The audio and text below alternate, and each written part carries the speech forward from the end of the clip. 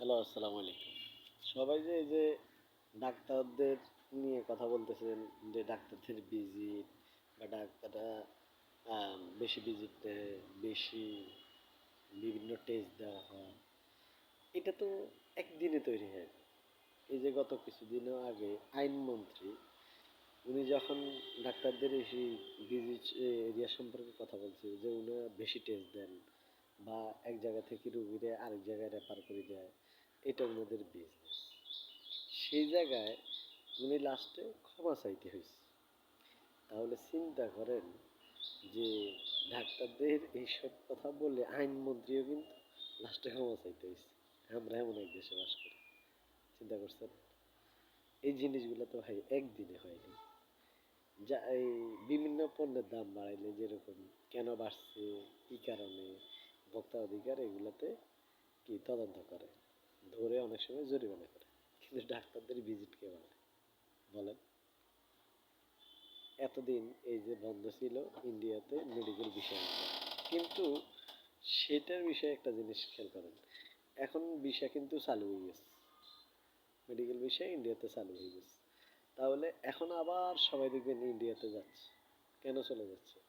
আমাদের এই দেশে থেকে যে ডাক্তাররা অতিরিক্ত টেস্ট দেয় বা টাকা বেশি নেয়, এই জন্য এখানকার মানুষগুলো সবগুলো কিন্তু চলে যাচ্ছে ইন্ডিয়াতে। আর এই দেশের টাকাগুলো কিন্তু ইন্ডিয়াতে চলে যাচ্ছে। তাহলে এই জিনিসগুলো দেখার জন্য কিন্তু কেউ নেই। কেউ যদি মুখ খুলে বা এগুলো নিয়ে কেউ কথা বলতে হয়, তাহলে ডাক্তার, নার্স, সব হাসপাতালের স্টাফ সবাই মিলে আন্দোলন করে। তারা চিকিৎসা করবে না, এটা করবে না। কিন্তু ওনারা একবারও চিন্তা করে না যে এই যে ওনারা আন্দোলন করে চিকিৎসা করবে না, এই করবে না, কিন্তু একবারও চিন্তা করছেন যদি ওনার সন্তান হয় তাহলে কি হবে? তো এই পন্থা থেকে মোটামুটি সব ডাক্তারে এগুলো থেকে বেরিয়ে আসা উচিত। আপনি চিন্তা করেন, আপনি আজের এই হ্যাঁ ভালো একজন ডাক্তার, আপনি ভালো চিকিৎসা দিতেছেন, ট্রিটমেন্ট দিতেছেন, কিন্তু আপনি যে অন্যায়গুলো করতেছেন, আগামী প্রজন্ম, আপনার সন্তানরা হয়তো সেই অন্যায়ের মুখোমুখি হবে। এটা কি কখনো চিন্তা করতেছেন? এগুলো চিন্তা করতে হবে।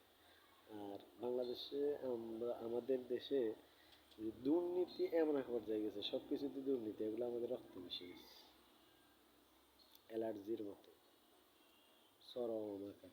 অ্যালার্জির জন্য দেখবেন এ, ফেসবুকে বা ইউটিউবে বিভিন্ন জায়গায় বিভিন্ন জন অ্যালার্জির ওষুধ বিক্রি করে, অনেকে খাচ্ছে, কিন্তু দিন শেষে ফলাফল জিরো। সেম আমাদের দেশে দুর্নীতির ব্যাপারে দেখবেন কতজনে কথা বলে, এমপি থেকে, মন্ত্রী থেকে, নেতা থেকে শুরু করে সরকার থেকে আইন বলেন, প্রশাসন বলেন, সবাই বলে, কিন্তু দিন শেষে কোথাও কিছু হচ্ছে না। এগুলো শুধু কথা বলেই যাচ্ছে, দিন শেষে কিছুই নেই। এটাই হচ্ছে আমার সোনার বাংলাদেশ। আল্লাহ হাফিজ।